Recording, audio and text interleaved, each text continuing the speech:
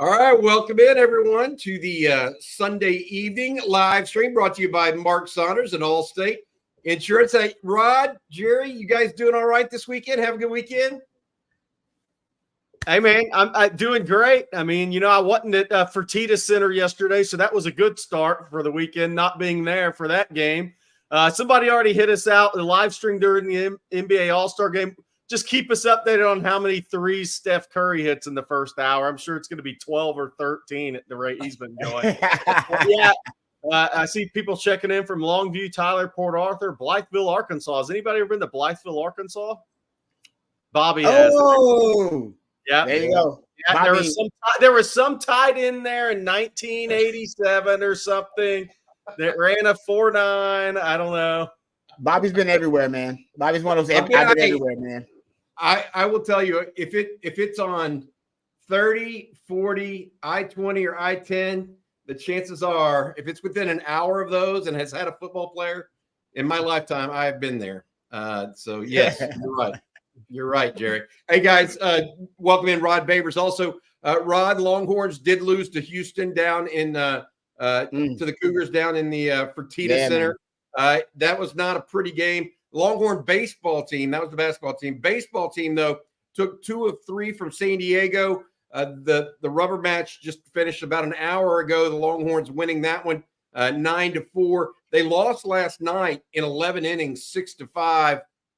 Interesting team right now. Texas looks like a decent baseball team, but not perfect. Somewhat what you expect early on in a baseball season, but they do take 2 of 3 from the University of San Diego. Toreros, I believe, is their nickname. Rod, talk to me about where you're at with this weekend and what you had for us in store and that sort of thing. Hey, I had a good weekend, man, but I didn't have a better weekend than Sark. Sark had might have the best weekend of anybody. So that was a hell of a weekend right there, man. I don't know when he signed it officially, but as the details broke this weekend, I thought to myself, damn, Sark is having himself a hell of a weekend. And you know what? He deserves it. Hey, Sark, you deserve it, baby. I'm happy for it. He earned that bread. The question is, him and L'Oreal have a few months they got to prepare these game day Bevo Boulevard threads now with $10 million a year. Woo, it's going to be something. With $5.5 a year. That's going to be wild. Here's the deal. It's not just 10 million, it's 10.3 to 10.9 over private the next 7 years. Private jet access. Hey, 2 cars, club membership, 20 hours of private jet usage. Oh, yeah. $300,000 bonus, almost guaranteed. Then you get another 1.25 million possibility. Yeah. But here's the other thing. I need to call him up. I need to call Sark Enterprises and ask for a loan. All he had to do was win at Texas. Look what they get you. You win at Texas. Look at that. Come on, guys. That's what if you win at Texas, you will get paid like that. I guess it's hard to do, but Sark did it. So, hey, congrats to the man. Hey, Steve Breck, as much as we're saying here, and there's some comments in the chat, we're just busting it a little bit on Sark. No. We don't disagree with Texas doing it, and it wasn't. No, it's good. It wasn't a negative contract. So isn't a lifetime agreement that Jimbo Fisher tried to fleece the Aggies for. It's a little bit different. We're just having fun, chopping it up a little bit on a Sunday night. Jerry, we talk about it. You have any takeaways on that contract? Yeah, so the company he's now in is 10 million or higher in college football. Is Dabo, a couple of national titles. Yep. Kirby Smart, 2 national titles. Ryan Day started on third base. Can't get that runner home, but been to the playoff, right? Then you have Brian Kelly's knocking on that door, 9.910, whenever that turns over the 10. Kalen DeBoer, 10. Guys that have won a national title or been to a college football playoff, right? I mean, that is the company he now is in after making a college football playoff at the University of Texas. And I'm guessing, a little bit of that extra bonus money came in for sending Brett Yormark out stuttering without being able to pronounce anything at the trophy ceremony. The only thing that would have made it higher if he would have beat OU and or if they would have played A&M and beat A&M this year. Yeah. That would have been an extra digit maybe on that contract. Hey, before we get going to questions and talking about some other stuff going on, I want to say thank you to our sponsor. Each and every Sunday night, it is brought to you by Allstate agent Mark Saunders. When it comes to protecting all your stuff, wouldn't it be great to have one place that protects it all? Here's some new good news. Texas Allstate agent Mark Saunders is the only insurance agent you need to help keep tabs on protection for all your stuff. Everything from your home, car, boat, motorcycle, RV, ATV, whatever you've got, call Texas Allstate agent Mark Saunders' office today at 512-218-8571. Are you in good hands? With more than 35 years of experience, you will be with Texas alum Mark Saunders. Once again, give him a call, 512-218-8571. I look at it, guys, and going down the list, some people are also asking about the assistant salaries. Yeah. Brett Yormark's still in therapy. Some people are asking still about some assistant salaries. PK got a big raise. Kyle Flood got a nice raise. Jeff Banks got a big raise. So the coordinators all got nice raises as well. And extended to 2026, which we can talk about.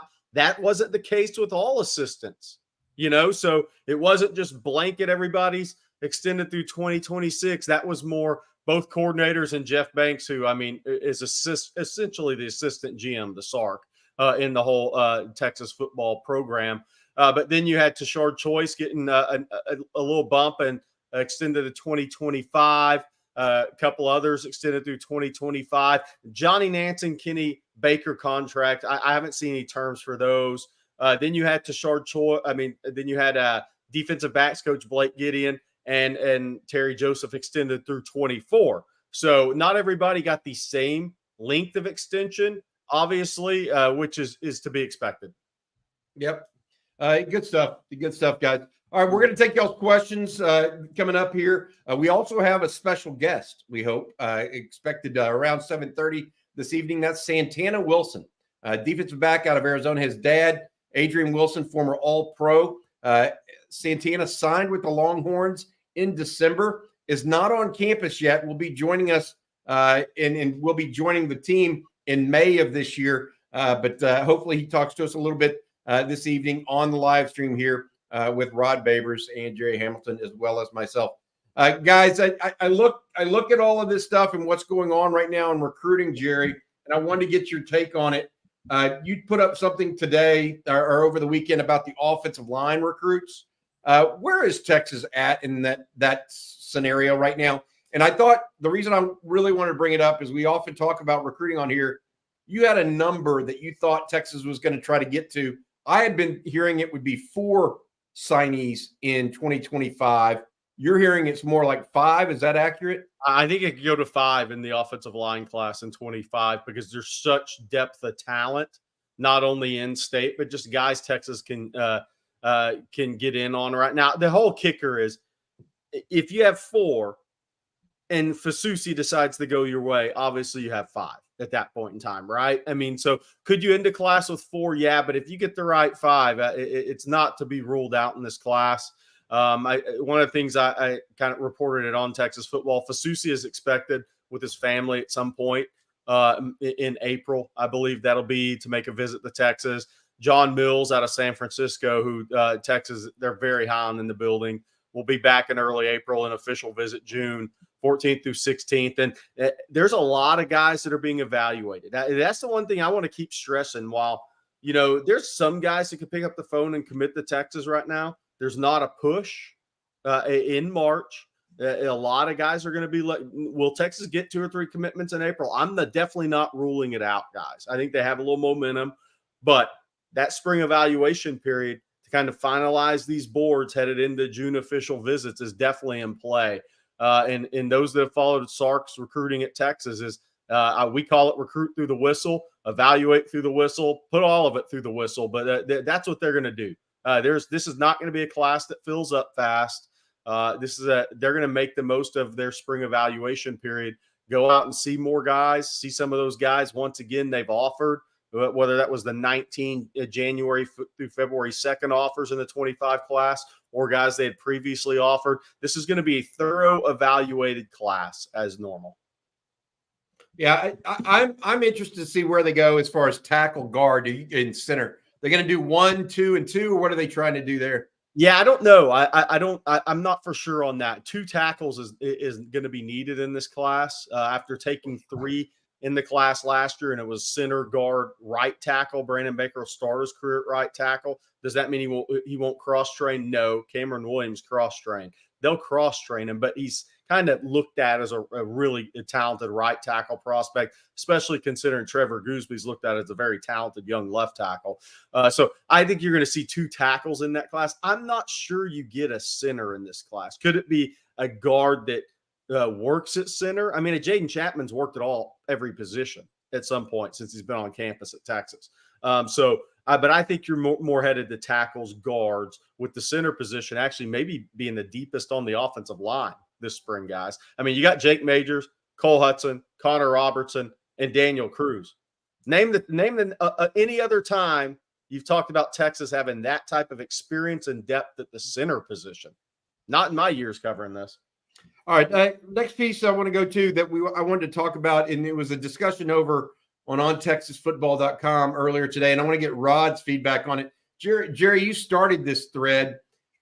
We've talked about the 2024 draft, NFL draft, and Longhorns in it. 11 Longhorns invited to the Combine, a modern-day record for Texas for the class of 2024 recruiting. All right, not recruiting, NFL draft, right? Well, there were a couple of mock drafts come out for 2025 that included some Longhorns on them. I'm going to have Matt bring these up, and I'm going to ask you, Rod Babers, about some of these names. Look who comes in at number 10, but wait till you see who is number 11. Let me read these. These are all guys that Texas is playing against. So Michael Williams, a great player. Mason Graham, great player at Michigan. Will Johnson. I think he had 3 guys in the first round for Michigan. Not only Will Johnson, but also Mason Graham and Kenneth Grant. Malachi Starks, the safety. Kelvin Banks at 10. Ethan Burke at 11. Quinn Ewers at 16. Stutzman, the linebacker out of Oklahoma, going in the first round. Then they have the corner and an offensive lineman out of Georgia. Georgia is absolutely loaded. Landon Jackson they have going in the first round out of Arkansas. And to be fair, that's our friend's that's committed to Texas, his brother. So that's a big deal, Lance Jackson, for that family. But what do you think of that? I mean, all of these names look pretty familiar, but man, Ethan Burke at 11, Rod? I think that was the most surprising. Kelvin Banks, of course, I mean, it goes without saying. That's not surprising at all, him being in the top 10. Guys consider first-round picks basically the way he performed as a freshman up against, players who were drafted in the first round. I mean, he's got that kind of tape where he actually, had quality reps and winning reps against first-round picks. So that's not surprising. Quinn Ewers, not surprising at all. I mean, and you talked about it, Bob. He's got the potential for it to be a 1-1 guy if he ultimately can exceed his ceiling as a player. But first round, that's not shocking. The Ethan Burke one is a little surprising. If he tests really well, I can see it. This is a guy that can move around really well. I mean, that's really impressive when you just watch him. It jumps out on the screen how well he moves for a guy his size, his pad level naturally for a guy his size. That's kind of freakish for him to have that kind of pad level and be that tall. And I love the fact that he used him in a 2-point stance, 3-point stance. So if he tests well and then next year takes a leap in production, I mean, it's not crazy. I mean, we've seen crazier things happen. That's not crazy at all. I haven't seen any projections of that. I will say that. That's Jerry, hold on one second, Jerry. You agree with Ewers and Banks, right, Jerry? What about Burke, and where do you come out with that? So I think Burke is look. Here's the move for the Texas defensive line guys. It's so critical. They're now going to the SEC. The offensive line in the Big 12, Guyton, good tackle, a couple other guys, but not a lot of NFL prospects Texas went up against in conference play last year. Just wasn't that level, especially on the interior. Next year, you're moving to the SEC, which has longer levered, longer arms, larger humans. So if in Ethan Burke in year 3, he had 41 tackles, 5.5 sacks, playing through, by the way, missing a conference game, playing through a knee injury, which he had the surgery on during the season to miss a little time. If he steps up 45, 50 tackles, 6, 7 sacks in the SEC next year, sign me up for that, guys, because he's going to test well. When these guys start looking at his lacrosse background and they're going to say, okay, this guy's tough. He played through injury. He's got 84 5-inch wingspan. He's got a great motor. He's a tough guy. He's obviously football intelligent. You can drop him. You can do things with him, as Rod mentioned. If he goes and has a productive year in the SEC next year, it won't shock me if he doesn't appear on a lot of mock drafts. The other mock, there was 2 mock drafts in this, by the way. One, the Walter football, and I'm not taking shots. They were missing Colton Loveland, the tight end from Michigan. He's an obvious first-round pick, the number 1 tight end in next year's draft. Arguably, he would have probably been 2 behind Bowers, but I'm not so sure if they came out the same year and they didn't go work out next to each other, what happens there. But the other mock draft I looked at had Isaiah Bond in the first round at 30. I could see that. That's 10 500-meter speed, and if he goes and puts up big numbers at Texas this year, that's not out of the question. No, that's not. That wouldn't be crazy. I tell you what, both of these, I think I counted 7 different players between the 2 mock drafts you put up there. 7 different Georgia players, Rod and Jerry. Oh, yeah. Yeah. It's like, take your pick, baby. They've got offensive linemen, defensive linemen. They got DBs. They are loaded at Georgia. There's no doubt about that. It goes to the questions we had in our chat the last week. Who's the best offensive line Texas is going to play against? It's Georgia, hands down. Remember that question? Yep. No question about it. There's 2 different Georgia guys mocked in the first round. Tate Ratledge is tremendous run blocker coming back. I mean, Georgia has 3 big-time pro prospects coming back on their offensive line, and we don't have to talk about all the talent they've recruited. I mean, we talk about Texas and a grown-up offensive line with depth. Georgia's going to look the same physically and probably have very similar depth despite who they lost this year. Yep. Good stuff. The other one I wanted to mention there was one Aggie on that list, and that was Trey Zune, an offensive lineman originally from Fort Collins, Colorado, that ended up going to A&M. He was a list, and then Danny Stutzman, the Oklahoma linebacker. And Rod, I didn't agree with this one. Gentry Williams, the corner out of OU, does he run well enough to be a first-round corner? Yeah, I'm not sure about that one, but Stutzman's he's the real deal. That dude, I can see him being a first rounder. Yeah, he plays smart. Yeah, he's fairly athletic. I don't know if he's a first round athlete would be my question on him. But mentally, first rounder all the way. And that matters. That really matters whenever you're talking about a guy that, I mean, Texas. You look at Texas, Stutzman, the linebacker. Jalen Ford played that way this year in so many respects. He may not be a first-round pick, but mentally he was, right? I mean, he connected the back in front of the defense. It is tough to be off-ball linebacker to be a first-round pick, though. They just don't value the position like that. It's not a premium position. So that's what pushes people out of the first round. You only get like 1 or 2 of them potentially in the first round, maybe. Hey, Rod, I want to ask you something about linebacker because this led into a question. You were at the Super Bowl. Obviously, you're Greenlaw. We talked about that, the most brutal injury of all time, worst time. But the linebackers you watched on those 2 teams, is it Anthony Hill that's the closest thing long-term to one of those guys? Is Jalen Ford that level athlete? I mean, Fred Warner can run, right? I mean, those guys really run on both sides of the ball, all those linebackers in that game. What were kind of your thoughts, any comparisons with what you've seen from Texas guys not being that good? Just, or do we overhype the guys a little bit? I mean, I tell people all the time, like, Dre Greenlaw, I believe was a 5th round pick. Yep. I think Fred Warner was a 3rd round pick.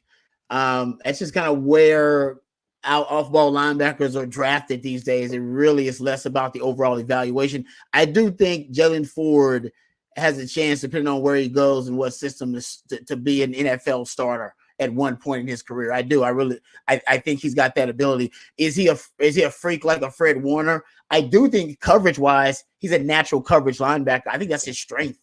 I don't know if he's a Fred Warner where you can put him on, Travis Kelce as a point man and then, let him cover him. I don't know if he's that kind of, but I do think coverage is his strength. And that bodes well. That translates really well to an NFL where, it's a pass first league. It's a passing league, it's a throwing league. So I think what he's going to have to do is, can he put on mass? Can he put on bulk and still keep his speed and his range as a linebacker at the NFL level? That's going to be kind of the key for him, because he's got to put on a little bit of weight. Just considering how he's going to have to, be a run stuffer at times and be a run thumper. And that may be what holds him back from being a starter. But I do think it's in him. I do think he projects to be a starter if he can continue to stay healthy and he continues to improve every year. I think he projects to be a starter in the league. Rod, you know what I saw, and I'd ask you about this, the physicality those guys play with at the NFL level. Exactly. It's freaky. He's got to put on weight. Yeah. Yeah. I mean, it's look, there are good linebackers in college football. Don't get me wrong, but NFL linebackers, this is the other thing. The best ones don't always come from the biggest schools. No. Like most of the best wide receivers, quarterbacks, blah, blah, blah. They all come from linebackers. They could come from Memphis or, who knows, Northern Arizona. You just don't, it's really interesting to me because they don't necessarily fit a prototype. Right? They're more of, can you really be that physical and play through everything and all the traffic and see it? It's just a different spot than just about any in pro football, in my opinion. I agree. Yeah, I think it's turned into one of those positions. Bobby, to your point, that's one of the things talked about in recruiting, right? Is so many of the bigger colleges take the longer arm frame guy and want to develop him at linebacker. But man, I've always said running back and linebacker, Rod, are the two most instinctive positions in football. Mm-hmm. And so I think a lot of these bigger schools at times, they want to go to the wingspan hand test and test out all these guys and see what can we develop this guy into at linebacker. And that may work in some schemes, but then when you get to the pro level, you gotta be hyper instinctive at linebacker. Yep. I agree. Yep. And the coach to be able to evaluate it, to figure it out when you're, drafting those guys. I think that's an art form too. Some coaches know that, oh no, this guy actually gets it. He's a natural linebacker. Or, think about DeMarvio and Overshown, right? And this is why systems are important. Yes. He was a perfect Dan Quinn system linebacker, right? Is he going to be a Mike Zimmer kind of linebacker? Right? Dan Quinn liked hybrids. He loved guys like DeMarvio and Overshown. That's why they were raving about DeMarvio and Overshown in that system. Now, I'm not saying it's, he's not going to obviously be compatible with Zimmer's system, but there's a question mark now. So being a fit in a system also matters with your skill set. Because, Zimmer's a guy that likes to play kind of 4-3. He wants this a different type of system than a Dan Quinn system. So that I was thinking about that the other day, and that's one of the things about projecting a guy at the NFL level. You can project all you want, but if they get in the wrong system for their skill set, it really can hinder your progress in development. I got a question here that I want to get to coming out of the chat real quick. And Jerry, you could answer this for us. Who's the must-get offense and defense prospect this cycle, in your opinion? Must get. Is there one? I'm not sure there is.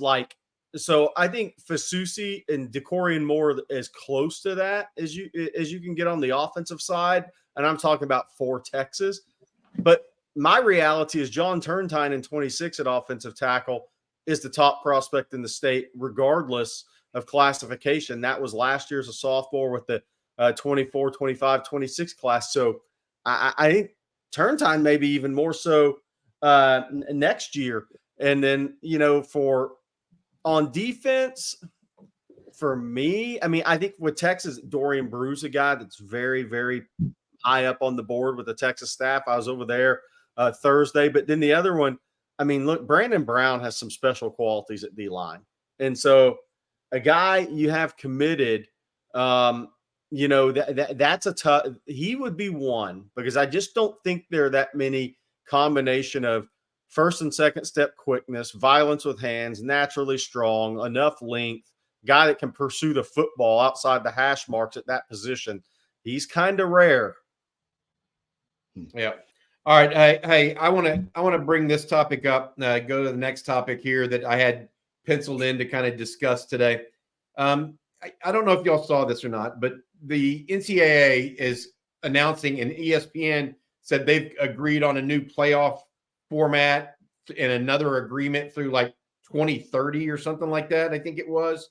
So they've agreed to a 7-year extension or so in the college football format or playoff.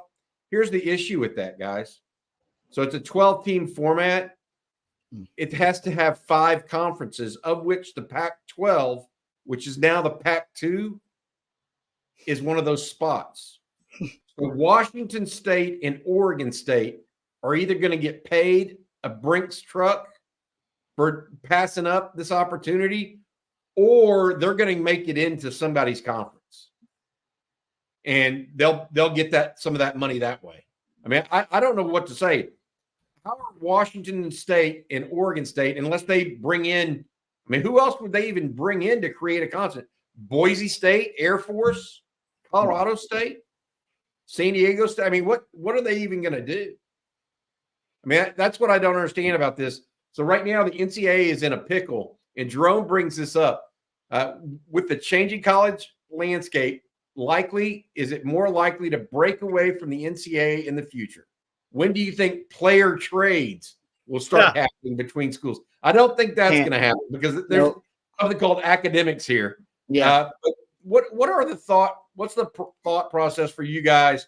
Do we just burn it all down and start over with the NCAA, or do you just take out football and keep all the rest of the sports?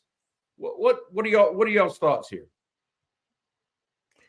I think it's inevitable that at one point, the separation of the have and have-nots, and in football, with the multi-billion-dollar kind of sports industrial complex that we're dealing with now, with all the big brands now being consolidated in the SEC and the Big Ten, and then the blue blood brands in the ACC actually that won out, because now they all see all the Florida States and North Carolina. They're trying to get out, and where are they going to go? Well, they're going to go to the Big Ten, or they're going to go to the SEC. And like I said, I think you're going to get to the point where if you got a smartphone, you got an Apple, or you got an Android, right? You got an iPhone or an Android. That's it. Those are the 2 places you go to get your smartphone. That's the college football world we're going to. Big Ten and the SEC. And that's where all the big brands are going to be, because nobody knows exactly what gave the conferences their Power 5 status, right? They said this group is Power 5, this group is Group of 5. But ultimately, if you look at it, the commonality was blue bloods. They had college football blue bloods scattered throughout those Power 5. The Group of 5 they didn't have any. Notre Dame was their own separate entity. And the Group of 5 didn't have any blue bloods. Go figure it. And there are no blue bloods in the Group of 5. Never have been. That's really what they were thinking about. And those blue bloods are now, like I said, they're going to just 2 conferences, SEC and Big Ten. That's where all the money is. That's where all the exposure is. So I think inevitably that'll be it. I don't know when they'll decide they want to separate from the NCAA, and college football will be its own thing, its own unique enterprise. I don't know how they're going to do it, especially Title IX, working it out. I'm sure they'll have to just throw money at the problem, whatever it may be. But it's going to happen. It's already happening. And by the way, the talent will also be consolidated there, because the NIL is the law of the land, and the NIL is pretty much the free market of college football now. And all these young guys, even want to achieve at the Group of 5 level or at some other mid-major, they end up wanting to transfer to go to play big-time college football. So the talent's all migrating to 2 conferences. All your money is, all your blue bloods, all your big brands. That's it. I mean, nope. That's going to be major college football. And then the networks will say, well, I'm not only going to pay for major college football. I'm not giving as much money to the other college football, because all the eyeballs are consolidated as well. I think it's inevitable. I don't know any other direction unless the federal government and the NCAA ended up having some unholy bond, and I can't see that, because the judges in all the courts in the highest court of the land has already told you they don't like the NCAA. They believe they're a borderline criminal syndicate, and please bring us more cases so that we can totally emasculate them. And so they can't. I don't know what they're going to do. I don't know what the NCAA is going to do. I don't know what their recourse is, but I can see where this is going. I had a college a group of 5. Rod put that better than I could. So I had a group of 5 coach 3 years ago. Bobby, you'll probably remember a couple of years ago. Tell me he thinks they ought to have what will end up being the 2 big conferences, regular football season, and the G5s have a spring league. He said so. He thinks that's what it should go to, realistically. Because he said, look, that would, with your portal windows, the guys that want to transfer down can transfer down and play with us in our spring league. The guys that are transferring up, because he realized we're pretty much AA baseball is what we are moving forward. And I kind of, y'all's opinion, I think I think college football would be pretty healthy if you had, people would watch a spring league with G5 guys if they're. I absolutely would. I would, because some of them. It's double. You're watching AA baseball, man. It's not bad. I will say this. The other thing about that, though, that the reason it won't happen if the NCAA is involved, what's the number one money maker for the NCAA? Not for college sports, but for NCAA, it's hoops. They won't. Yep. So if it's part of the NCAA, they're not going to do it. No, they're just not. And I feel like that's one common sense approach you could take, Jerry. Yeah. That among many, right? And I feel for whatever reason we don't get to see that enough, the common sense approach, so to speak. Yeah. You could also sit there and look at guys that play in the spring and say, hey, this guy needs to move up a rung. He needs to go in the portal at the end of the year and go play at a Texas or Alabama or Ohio State or wherever, right? Yeah. Mm-hmm. And I think there's a lot of that makes a lot of sense. I just don't know that coaches are gonna. I don't know that the NCAA has the. I don't think they have the whats to make those kind of decisions. And Ryan doesn't feel like they should, because to Rod's point, they get emasculated every time they try. Yeah, they get told no.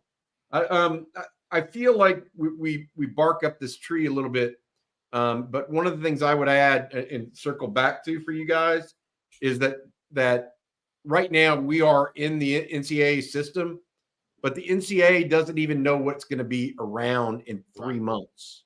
No, based on, Dartmouth's team got categorized as employees. Yeah, that's big. That's unbelievable. They don't even get scholarships at Dartmouth. Mm-hmm. Okay, but they're going to be categorized as employees. I feel like all of it put together, there's going to have to be a situation that comes to pass where we figure out where all this goes. Because right now, I don't see it.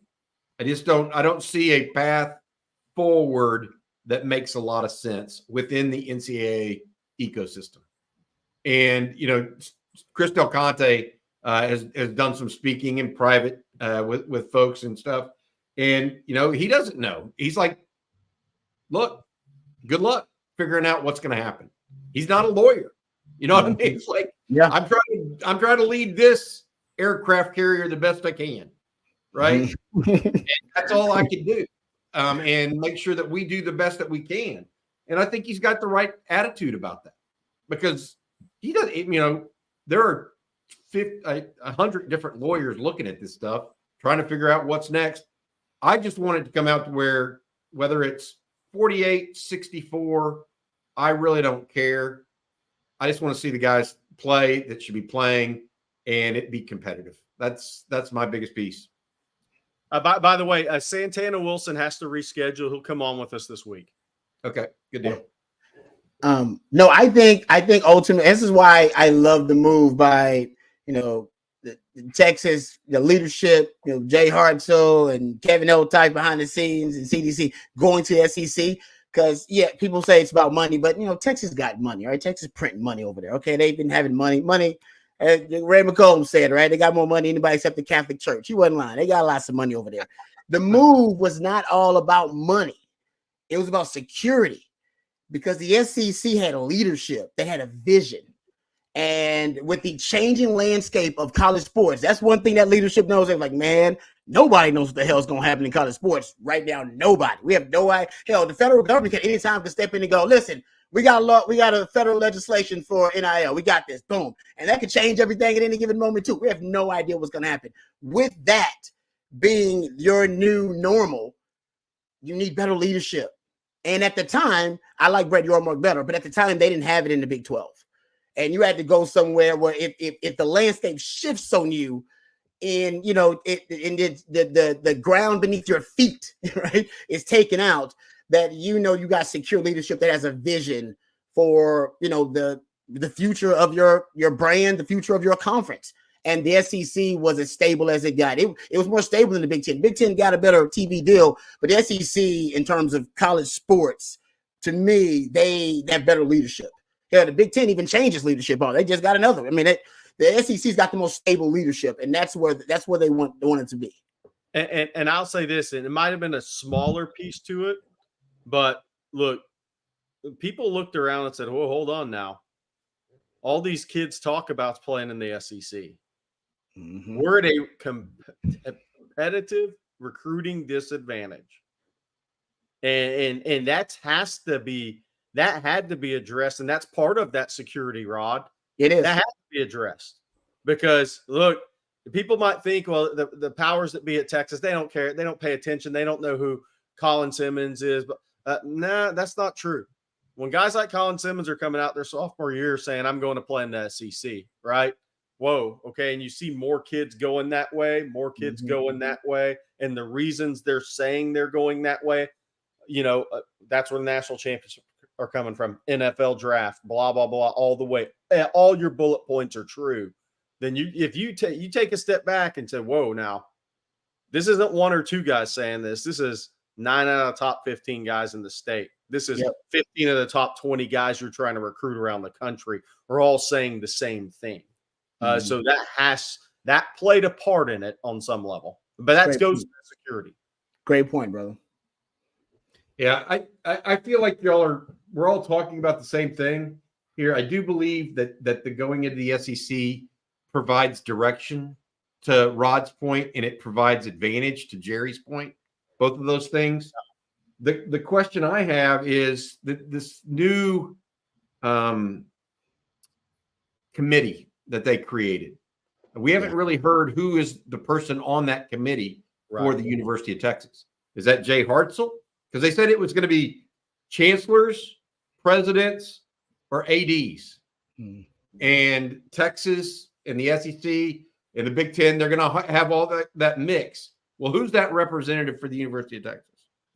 We don't know yet. You know, and so that's going to be interesting. I don't know if they've had their first meeting either. So let's put it that way, because I feel like if we knew more about this, and we would have a better understanding. If you recall, Greg Sankey, though, said that it's important that we do something about this now.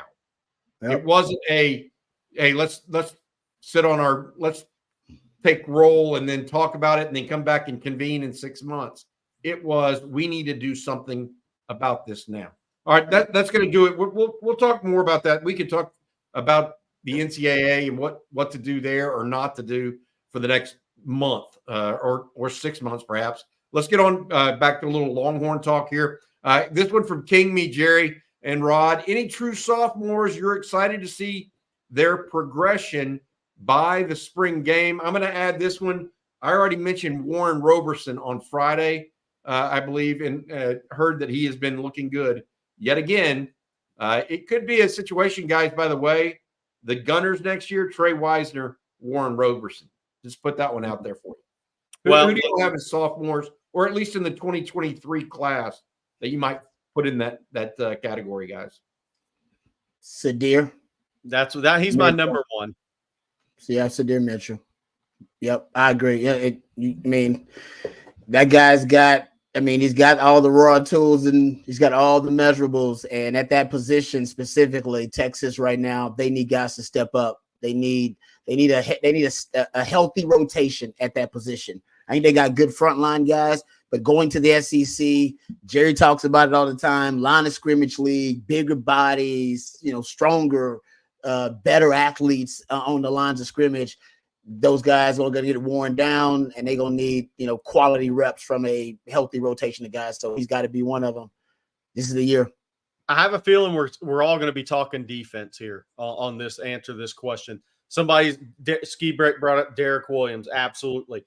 Somebody just brought up Billy Walton. I mean, Derek Williams is one for me because it's the same thing as you move into the league. I mean, look, it's going to be bigger, longer arm, faster receivers in the SEC, right? I mean, it's just this competition and athleticism is going up. That doesn't mean all the teams are better, but all you have to do is follow the NFL draft. It's right there in bright lights. So, I mean, Derek Williams, Rod, I've only heard this one time in a press conference, a coach say, this guy could be a first-round pick one day.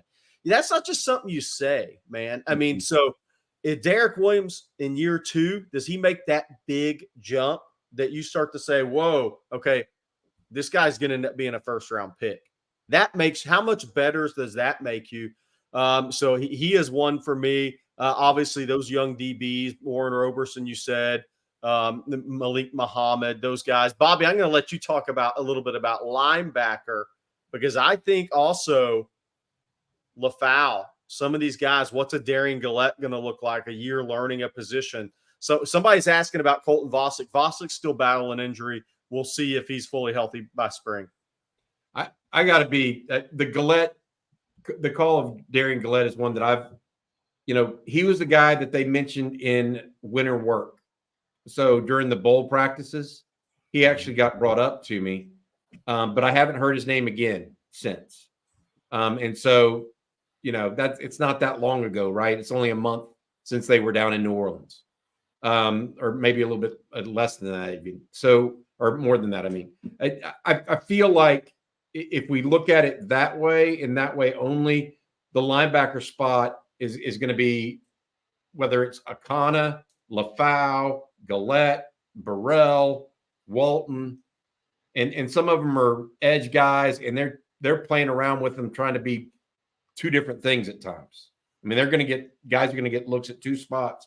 I think all of those guys are ones, but I look, I'm with y'all. I think it's Sadir Mitchell. I think that's the one. Perhaps the other one is Jonte Cook, in my opinion, because I think Jonte's going to it's going to be his first primetime appearance, right? I mean, he's been a supporting role player. He came in with the cameo, right, Rod? I mean, he had the cameo. He's now going to be a supporting actor, right?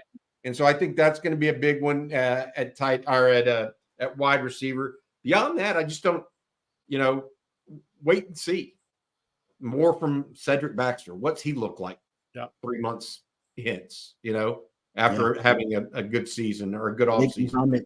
I think you want to hear coming out of the spring names of a couple, 3 of these young linebackers, though, because that's really a position that they had 5 guys in that 23 class, that number 3 ranked class. You want to start to hear about a couple other guys outside of Anthony Hill, right? I mean, we know Anthony Hill is going to be a future NFL draft pick.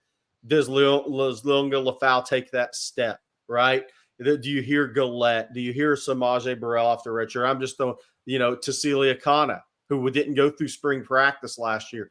Do you start to hear some of these guys mentioned a little more? Because I do think that depth is going to be needed in 2024. Then it's going to have to come from younger guys in that depth. Yeah, I mean, look, we could talk about that, but it's also 1 year away from when most linebackers really like Jalen Ford did not really do much until the latter part of his second year. Right. And so you're asking those guys to expedite their process, and Anthony Hill's a different category, right? Because he's a prodigy. Yeah. A prodigy. You're right. And so just remember that. A lot of people want to get these guys out and going so quickly. I just don't know.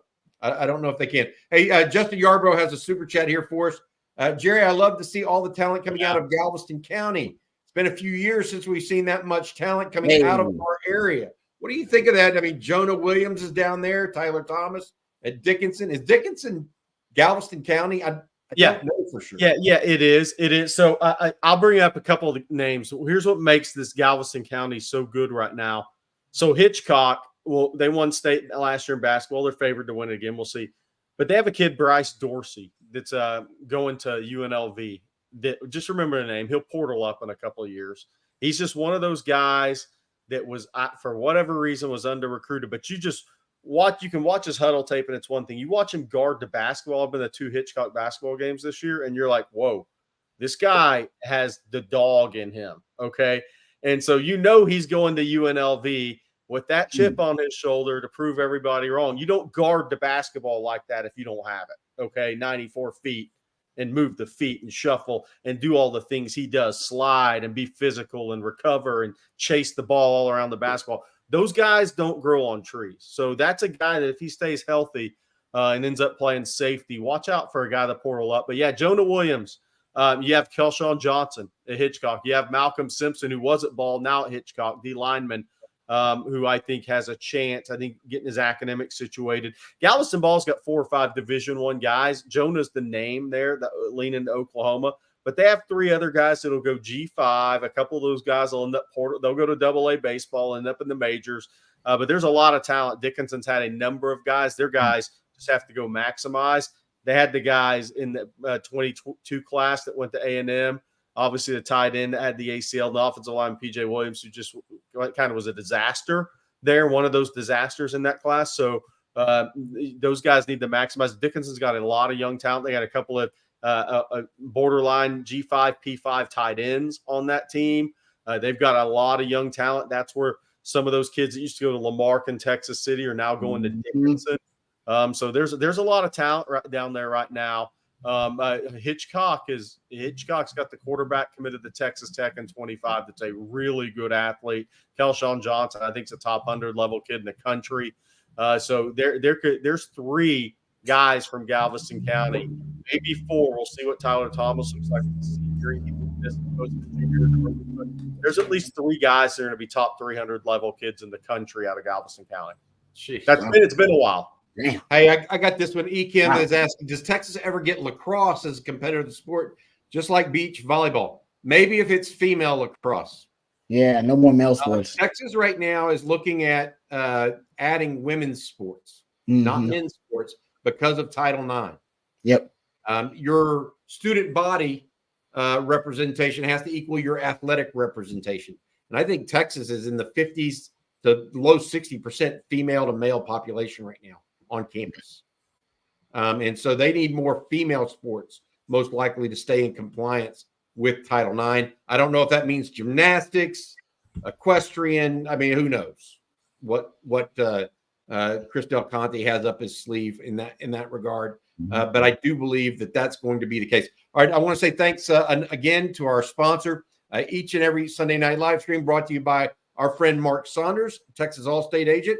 When it comes to protecting all your stuff, wouldn't it be great to have one place that protects it all? Here's some good news. Texas Allstate agent Mark Saunders is the only insurance agent you need to help keep tabs on protection of all your stuff. Everything from your home, car, and boat to your motorcycle, RV, and ATV. Call Texas Allstate agent Mark Saunders' office today at 512-218-8571. Are you in good hands? With more than 35 years of experience, you will be with Texas alum Mark Saunders. Give him a call, 512-218-8571. Guys, we have about 10 more minutes here left in the live stream. Anything that you guys are particularly wanting to talk about, Jerry or Ron? Yeah, I need to answer UT boy. I agree with him. Casey Hampton's the best I've ever seen, football player I've ever seen come out of Galveston County. When I was at the Hitchcock basketball game last week, though, an old retired coach from Lamarck, and I say old, okay, look, older than me, about 25, 30 years, said James Francis at Lamarck could give Hampton a run for his money. And I know Bobby saw that.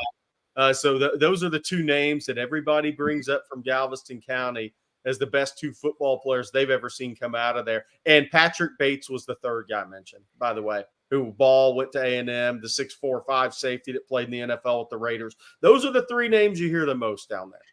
Yeah, Casey Hampton might be the best football player I played with too. I mean, he was on that kind of level. Think about what Rod just said, guys. That dude is a man. He was so damn good. He really was. He led us in tackles, guys, from the D tackle position. At nose guard. Are you kidding me? That's one of the most remarkable stats you'll ever see. Who gets 100 tackles in college football at nose guard? And that was in 11 or 12 games, right? We're not talking about 14 games. Yeah, and think about it. That means he had to be guys. He's running down the field on a lot of plays. Usually, you see interior D linemen, their job is done. The ball's down the field, so they're not chasing. No, dude, he was chasing, jumping on piles down the field. He was I'm telling you, man, we don't appreciate Casey Hampton enough. I agree. Yeah, totally agree. The truth is, actually, there may be an impact. I was thinking about this the other day, similar to because in 2000 we lost Casey Hampton and Sean Rogers. We were freaking out a little bit, like, man, this defense, I hope we can transition. I mean, we got some talent, but that's a hell of a loss to lose the best D tackle duo in all of college football. That's what they were. They had a first rounder and a second round. They really were, just like Sweat and Murphy are right now. But it's crazy. Think about what we had coming in, right? We had Derek Johnson coming in later on, at that linebacker position as a freshman. He ended up becoming great. Corey Redding had already been recruited, so he was a big edge guy at the time and grew into being a D tackle in the league, basically. And we were built from the outside in because they started recruiting all these really good coverage guys like myself, Nathan Vasher. They had a Quentin Jammer already there. And I keep telling folks that's what this defense should look like. This defense now should be a defense that is it still should be a really good defense, but the strength of it should be the back end, the back seven instead of the front seven. Just like we were, and we got all these great athletes that they had recruited. We were coverage guys. We didn't have, I think our D tackles were like Maurice Gordon and a young Marcus Tubbs. We weren't stacked in the interior, but we were nice on the edges. And we had speed for days. We were built. Those Texas City boys, going back to Galveston, we had them Texas City boys as our linebackers. Everett Rawls, Tyrone Jones. You know what I mean? Like, we were built different, and we were still top 10 defense. We were just built different. And hopefully that's the case for this defense, that there's still a really good defense, bordering on being a great defense. It's just the production is coming from the back seven, instead of being, the genesis of it being from that front seven in that front. 100% agree. Great point, Rod Babers. 100% agree. The more edge pass rush you have, the better your secondary plays. If Texas takes that step, rushing the passer next year, it's going to be amazing what happens for the Texas defense. Because as good as they were on the interior, they needed more edge pass rush when it came to Washington game against Michael Penix, because your D tackles are not going to get him to the ground in those games. Not a really needed against Oklahoma. Oklahoma. Yep. So you're right. That's exactly the one that still. I mean, Penix went off. Dylan Gabriel just ran. Right. Mm-hmm. And then hit open receivers. I feel like that's part of it. Hey, the two most important guys next year for Texas, for me, are Trey Moore and Colin Simmons. That's big. I think Ethan Burke in that regard, Jerry. If you're talking about a guy that steps up and talking about going, like we talked about early in this deal, about him going at number 11 overall or whatever it is, it's just a total different. I mean, that would, to me, is a double-digit sack guy at the college at the big school level. Yeah, all those guys. Barry Sorrell too. Throw Sorrell in there. If we go edges, I'm with you. All four of them. We need all four of them dudes to be big time next year. Yep. Yeah. All right. Hey, this one's from Aloha Traveler. Aloha, fellas. Do you guys think the wide receiver circle of trust gets expanded out to as many as 6 players this year? I get a feeling Sark is going to rotate more to put more pressure on defenses with all of this speed. Rod, I'm going to start with you because you're the one that coined the term circle of trust. So you get the duties of discussing this first. Okay. Yeah. Okay. My theory is that he will, because All the way And I to was- 6, though? Not to 6. I don't know if he'll get to 6. I think he'll expand the circle, is what I'm saying. I don't know if he'll get to 6. 6 is a lot. That's a lot. That's Tom Herman type stuff. So I don't know if he'll go. I don't know if he'll go. You know, I don't know if we'll see that. You know, I mean, Kai Money out there. You know what I'm saying? I don't know if we'll get there. But I will say the loss of JT Sanders is the most, to me, I think he is the biggest loss on offense. I think it's easier to replace receiver production than it is that freakish tight end there. That's kind of what we talked about. This kind of like linebacker. It's hard to find those kind of just freakish tight ends like a JT Sanders. So I think they're going to miss him the most. And I do think what they may use to supplement that is that speed at wide receiver. I know they got Knight Black coming in, and I like Gunnar Helm too, but those are different types of tight ends. They're not the freaks that JT Sanders is on an every down basis. He was arguably the biggest matchup nightmare that you had, period, on offense.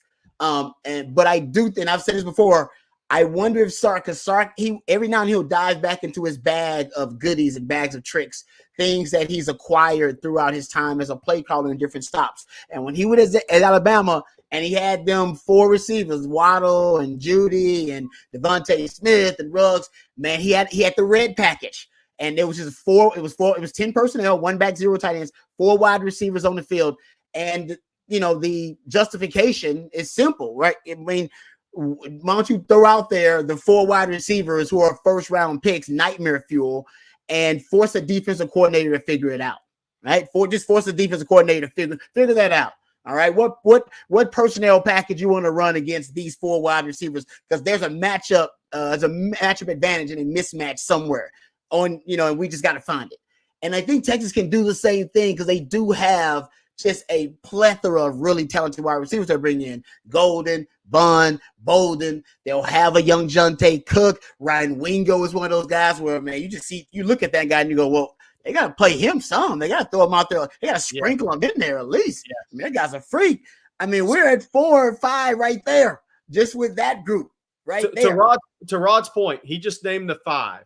So I think spring practice is huge. We'll be talking about all the positions for the next month and a half.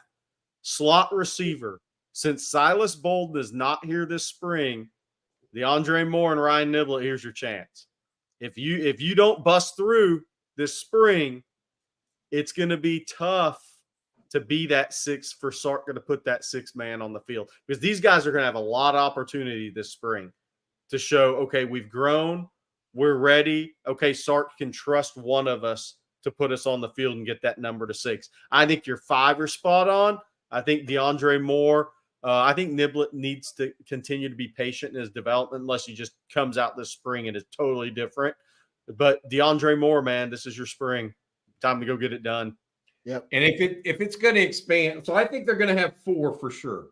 Cook, Golden, Bond, and Bolden. Mm-hmm. Yep. So that's 4. Question is, Ryan Wingo joined that group? DeAndre Moore joined that group? That's and for Wingo, let's be clear on something. He's extremely talented. Like, he is a more naturally talented guy than A.D. Mitchell coming out of high school, right? And that's saying something. A.D. Mitchell's about to go late first, early second. Mm-hmm. But here's what Jonte Cook is talented as he was last year. He learned. It's a hard system to pick up, right, Rod? All the pre-snap movement, everything you're asked to do. You saw it in the Big 12 championship game. Jonte Cook came in, didn't get lined up right, and that was it. Or there was a game. I can't remember. Maybe it was in the Big 12 championship game. But if we interviewed Jonte now, he'd be like, yeah, man, this is a lot more difficult than I thought it was coming out of high school, just to picking up the system and then putting it in play and being comfortable with it. If Wingo passes that test in the spring, then watch out. You really have something. Yeah, and that's why on Wingo.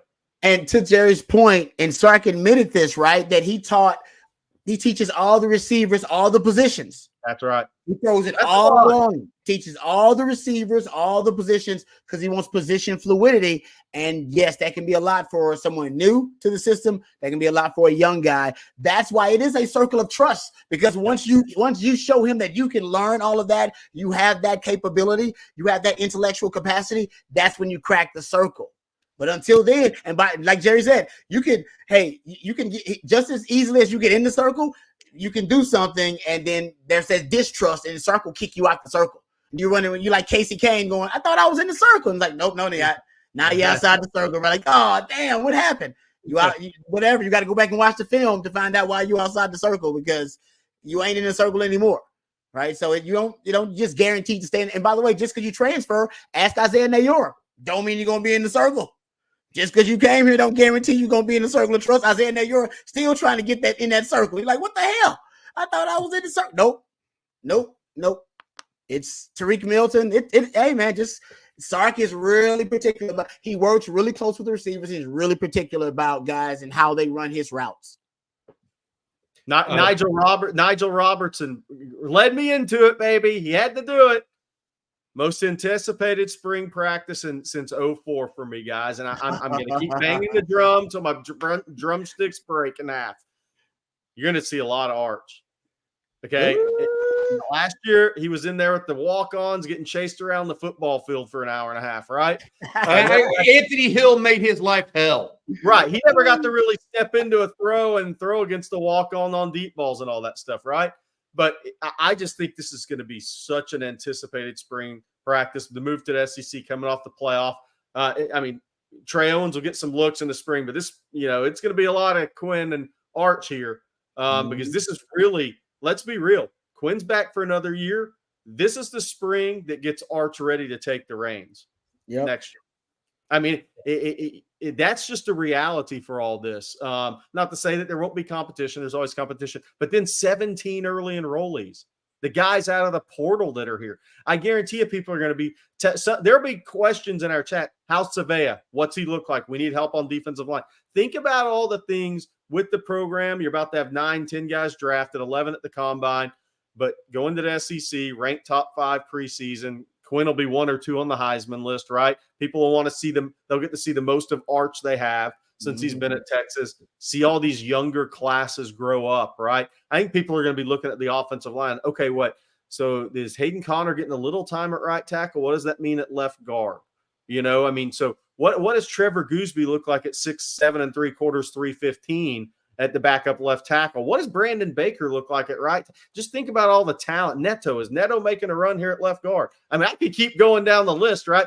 Think about the safety position. Derek Williams, Makuba. I mean, as talented as Texas was last year. Oh, no, forget about Nyblack. Rod and I are a little different on Nyblack. I think Nyblack at the athleticism at tight end position, I think it's going to be pretty special. Maybe not as good a player as JT, but man, his downfield. I just think this is a special spring practice coming up. Nyblack, you mentioned that. Nyblack, average yards that he was thrown to this year by Jalen Milroe was 16 yards away. CJ Vogel came up with that stat for us. JT Sanders, by comparison, was like 11. He had like the rest of the tight ends in the country by like a full 3 yards. It was something crazy. I want to say thank you to Aloha Traveler for that super chat, as well as you, Justin Yarbrough, as well. Appreciate that. I do have to. There's some comments in the chat. I just want to say this. I came up off the top of my head of 5 guys from Ball High in Galveston that have been first round draft picks. Yeah. Wow. Damn. So Casey Hampton is not the most recent. That's Mike Evans. Right. Who didn't play football till his senior year. Did not play football as a basketball player. Patrick Bates. Yep. You guys may not remember this. This may be before y'all's time. Charles Alexander played at LSU, runner-up to the Heisman. They were all on that great Ball High team that lost to Beaumont French. Eric Hill, a linebacker, first-round pick, went to the Cardinals. Yeah, they've had 5 to my knowledge. Now, they may have more on the way. You never know, but it's been a historic program down there. I would say that, and then I will tell you guys that we will be back with you guys tomorrow morning at 8 a.m. Jerry, myself, Blake Monroe for Coffee and Football. I also want to say thank you to Mark Saunders of Allstate. Again, if you get a chance, give Mark and his team a call. They are available for any and all insurance needs. 512-218-8571. Guys, that's going to do it for tonight. We'll talk to you guys again tomorrow morning. Please join us if you get a chance on OnTexasFootball.com as well. We're on there talking football all day long. drop emails, go to the community threads. Feel free to start one, talk amongst yourselves as well when we're not on these chats here. For Jerry Hamilton and Rod Babers, as well as our producer, Matt Hutchison, thank you all so much. This has been the Sunday Night Live Stream. Hook 'em.